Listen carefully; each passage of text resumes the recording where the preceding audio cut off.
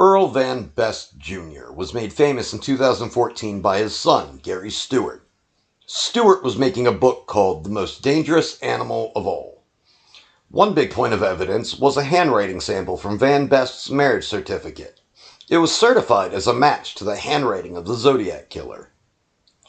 But what is the other evidence? Well, Stewart thought Van Best looked like the Zodiac Killer.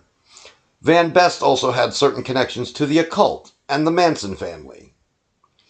This is actually one thing that stood out to the evidence room as being quite interesting.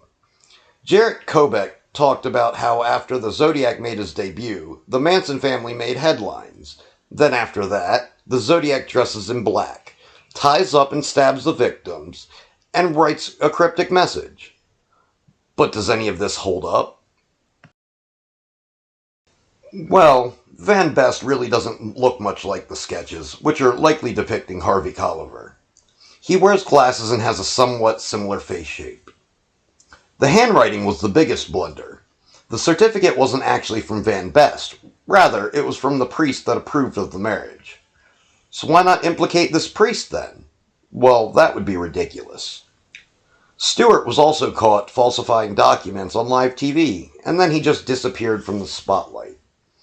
However, it can be said that Earl Van Best Jr. is the absolute worst suspect.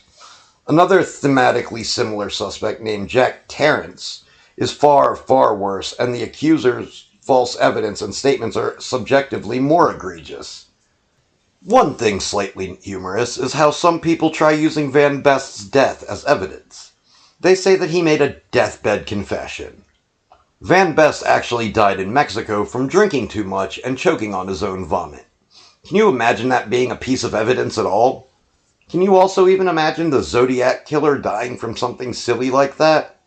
This suspect is the prime example of things that sound promising at first, but hold no value actually.